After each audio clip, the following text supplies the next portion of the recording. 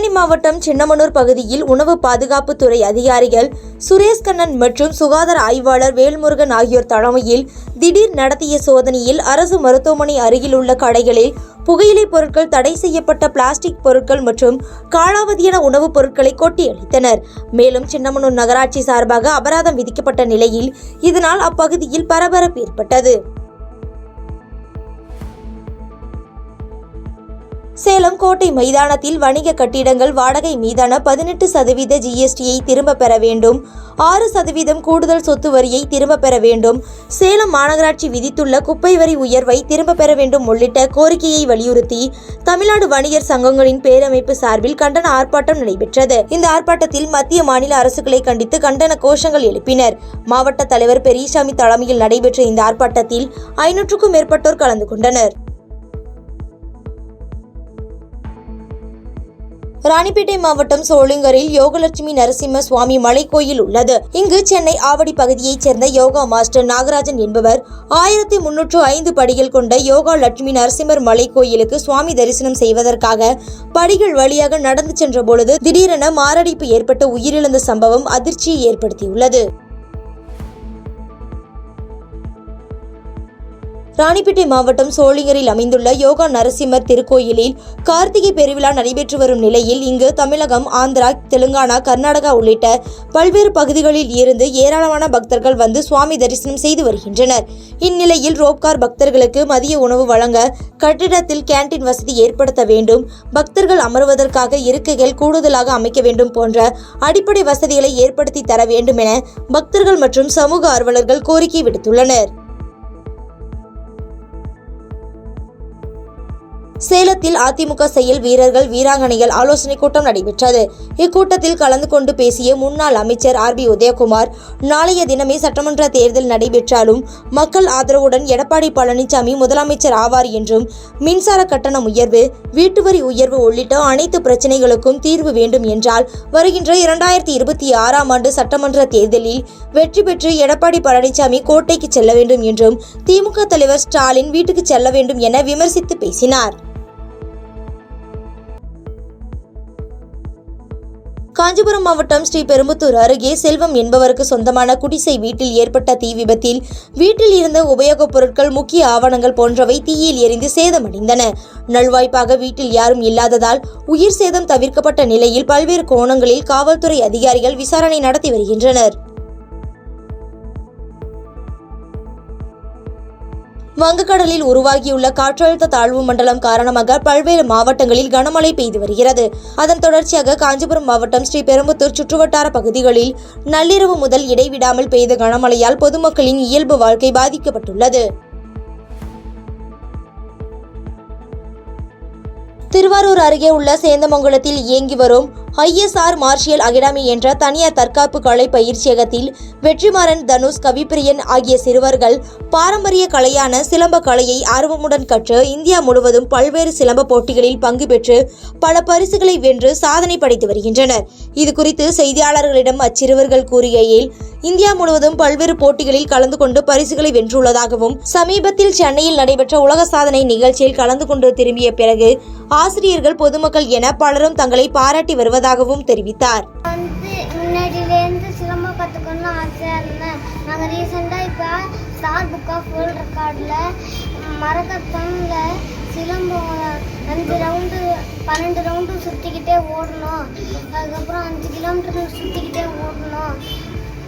அதுக்கப்புறம் நாங்கள் எங்களை எல்லோரும் பெருமையாக பாராட்டுறாங்க. இந்த இந்தியாவிலேயே எல்லா இடத்துக்கும் போயிட்டு வந்திருக்கோம், சென்னை, பெங்களூர்னு எங்களை எல்லோரும் பாராட்டுறாங்க. ஸ்கூல்லேயும் பாராட்டுறாங்க, வீட்லேயும் பாராட்டுறாங்க. நீங்கள் இப்போ தேர்ட் ஸ்டாண்டர்ட் படிக்கிறீங்க, எத்தனை வருஷமாக கற்றுக்கிறீங்க? உங்கள் ஃப்ரெண்டில் என்ன, உங்கள் 3 பேருமே போனீங்களா அங்கே? ஆமாம், 3 பேருமே போனோம். நான் எத்தனாவது படிக்கிறேன்னா தேர்ட் ஸ்டாண்டர்ட், 3 வருஷமாக கற்றுக்கிறேன். திருவாரூர் அருகே கீழக்கூத்தங்குடி, மேலக்கூத்தங்குடி உள்ளிட்ட கிராமங்களில் அறுவடைக்கு தயாரான 100 நாட்களான நெல் பயிர்கள் தொடர்ந்து பெய்து வரும் கனமழையால் நெல் பயிர்கள் நீரில் மூழ்கியது. மேலும் ஒரு ஏக்கருக்கு 25,000 ரூபாய் செலவு செய்துள்ள நிலையில் தொடர்ந்து பெய்து வரும் மழையின் காரணமாக நெல் பயிர்கள் பாதிப்படைந்து உள்ளதாக விவசாயிகள் வேதனை தெரிவித்தும் வேளாண் துறை அதிகாரிகள் நேரடியாக ஆய்வு செய்து கணக்கெடுப்பு நடத்தி நிவாரணம் வழங்க கோரிக்கை விடுத்துள்ளனர்.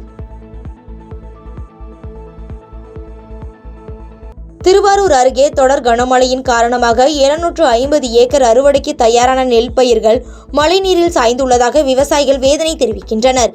மேலும் உடனடியாக வேளாண் துறை அதிகாரிகள் பாதிக்கப்பட்ட விளை நிலங்களுக்கு நேரடியாக சென்று ஆய்வு செய்து கணக்கெடுப்பு நடத்தி பாதிக்கப்பட்ட விவசாயிகளுக்கு ஏக்கருக்கு 30,000 ரூபாய் நிவாரணம் வழங்க வேண்டும் என விவசாயிகள் கோரிக்கை விடுத்து செய்தியாளர்களிடம் பேட்டியளித்துள்ளனர். மற்ற பங்குகளை நாங்கள் சம்பா செய்யலான்னு ஒழுங்காக சம்பா நட்டோம். குறுவை சம்பாவுக்கு தண்ணி வந்துச்சு, நல்லாவே நேரத்துக்கு எல்லாம் கிடச்சிச்சு, நல்லாவும் பயிர் வந்துச்சு.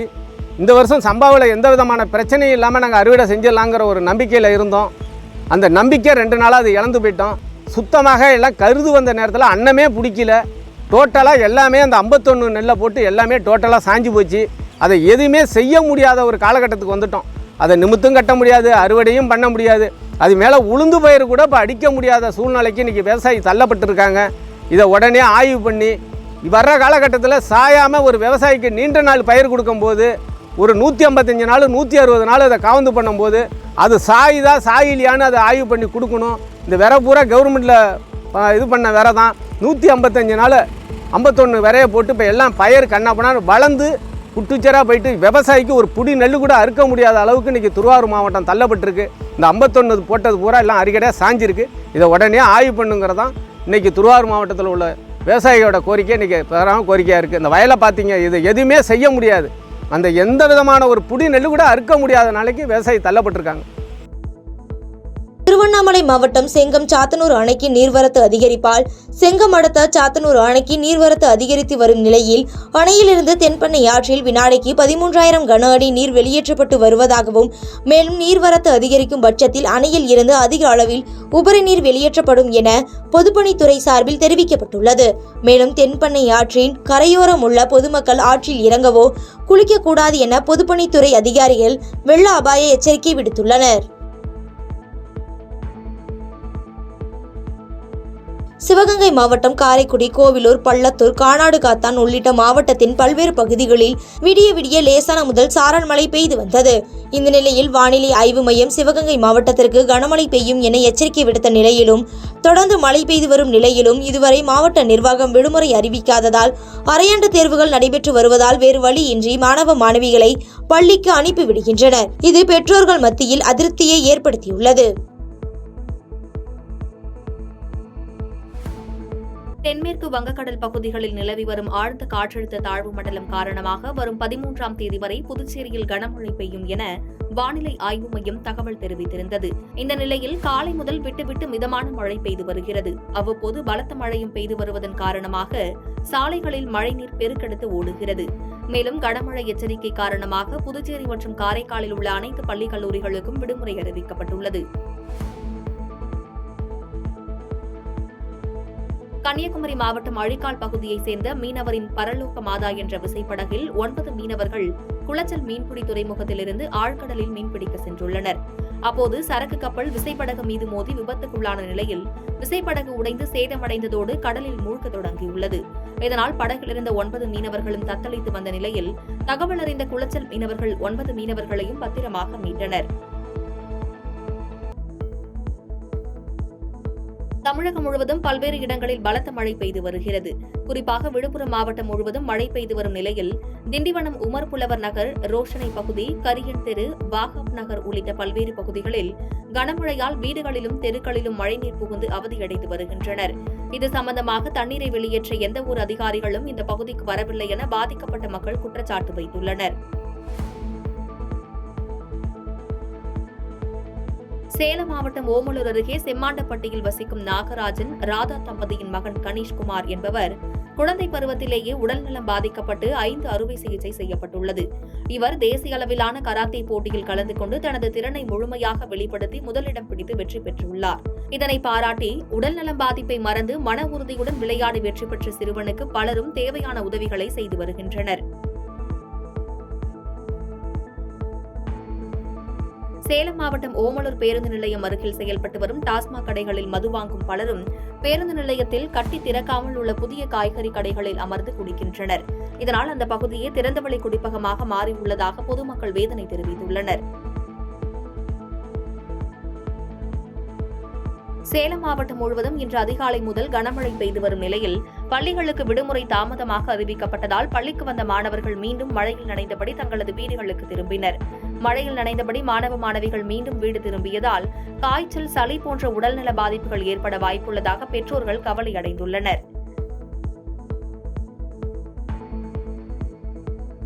நாமக்கல் மாவட்டம் அக்கியம்பட்டி கிராமத்தில் நடைபெற்ற மக்கள் தொடர்பு திட்ட முகாமில் மாவட்ட ஆட்சித்தலைவர் ச. உமா, சேந்தமங்கலம் சட்டமன்ற உறுப்பினர் கு. பொன்னுசாமி முன்னிலையில் 328 பயனாளிகளுக்கு ரூபாய் 1.53 கோடி மதிப்பில் அரசு நலத்திட்ட உதவிகளை வழங்கினர். இந்த நிகழ்ச்சியில் பேசிய மாவட்ட ஆட்சியர், சேந்தமங்கலத்தில் அரசு தொழில் பயிற்சி நிலையம் அமைத்திட அரசாணை வெளியிடப்பட்டுள்ளதாகவும் அதற்கான இடம் தேர்வு செய்யப்பட்டு விரைவில் பணிகள் தொடங்கப்பட உள்ளதாக கூறினார்.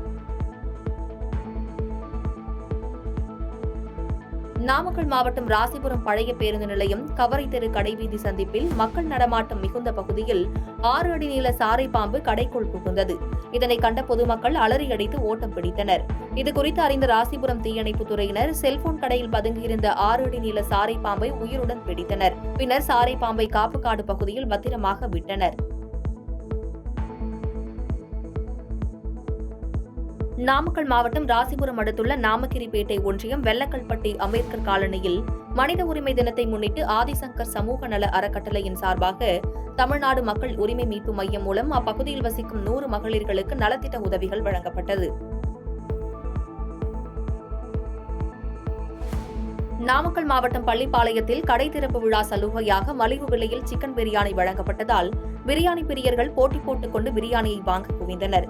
இதன் காரணமாக பிரதான சாலை முழுவதும் இருசக்கர வாகனங்களாக அணிவகுத்து காணப்பட்டது.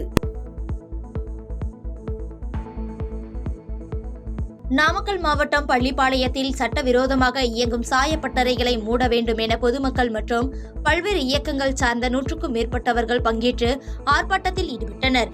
மேலும் இதில் கேன்சர் நோயால் படுக்கையில் இருக்கும் நோயாளி இறந்தது போல பாடை கட்டி ஊர்வலமாக சென்று சாய தண்ணீர் நிறைந்த பாட்டிலுடன் நூதன முறையில் நடனமாடி போராட்டத்தில் ஈடுபட்டதால் பரபரப்பு ஏற்பட்டது. நாமக்கல் மாவட்டம் காவேரி RS ரயில்வே சுரங்கப்பாதை சாலையில் தீப்பந்தம், மெழுகுவர்த்தி ஏந்தி பாரதிய ஜனதா கட்சியினர் நூதன முறையில் ஆர்ப்பாட்டத்தில் ஈடுபட்டனர். இதில் ரயில்வே சுரங்கப்பாதை சாலை முழுவதும் சேதமடைந்து இருப்பதால் சாலையை சீரமைத்து தர வேண்டும், இரவு நேரத்தில் போலீசார் கண்காணிப்பை தீவிரப்படுத்த வேண்டும், சுரங்கப்பாதையில் பழுதான மின் விளக்குகளை அனைத்தையும் சரி செய்து மக்கள் அச்சத்தை போக்க வேண்டும் என வலியுறுத்தி ஆர்ப்பாட்டத்தில் ஈடுபட்டனர். நாமக்கல் மாவட்டம் பரமத்தி வேலூரை அடுத்த அனுச்சம்பாளையம் புதூரில் அமைந்துள்ள மகா மாரியம்மன் கோவில் மகா கும்பாபிஷேகம் விழா வெகு விமர்சையாக நடைபெற்றது. இந்த கும்பாபிஷேகம் விழாவில் அனுச்சம்பாளையம், புதூர் மற்றும் பரமத்தி வேலூர் பகுதியைச் சேர்ந்த ஏராளமானவர்கள் கலந்து கொண்டு சுவாமி தரிசனம் செய்தனர். கரூர் மாவட்டம் மாயனூர் காவிரி கதவணைக்கு காவிரியில் நேற்று 1371 கன அடி நீர் வந்து கொண்டிருந்த நிலையில் நீர்வரத்து அதிகரித்து 4321 கன அடி நீர்வரத்து வந்து கொண்டிருக்கிறது. இதிலிருந்து காவிரியில் 4121 கன அடியும், தென்கரை வாய்க்காலில் 200 கன அடியும் தண்ணீர் திறக்கப்படுகிறது. வங்கக்கடலில் மையம் கொண்ட காற்றழுத்த தாழ்வு மண்டலம் காரணமாக தமிழ்நாட்டில் பல்வேறு இடங்களில் தொடர் மழை பெய்து வருகிறது. இந்நிலையில் கரூர் மாவட்டத்திற்கு இன்று மழையின் காரணமாக பள்ளிகள் விடுமுறை அளித்த நிலையில் பொதுமக்கள் வீடுகளில் முடங்கியுள்ளதால் பொதுமக்களின் இயல்பு வாழ்க்கை பாதிக்கப்பட்டுள்ளது. பாதகம் செய்பவரை கண்டால் நாம் பயங்கொள்ளலாகாது பாப்பா, மோதி மிதித்து விடு பாப்பா, அவர் முகத்தில் உமிழ்ந்து விடு பாப்பா. அண்மை செய்திகளை உடனுக்குடன் தெரிந்து கொள்ள இணைந்திருங்கள் இயம்நாடு தொலைக்காட்சியுடன்.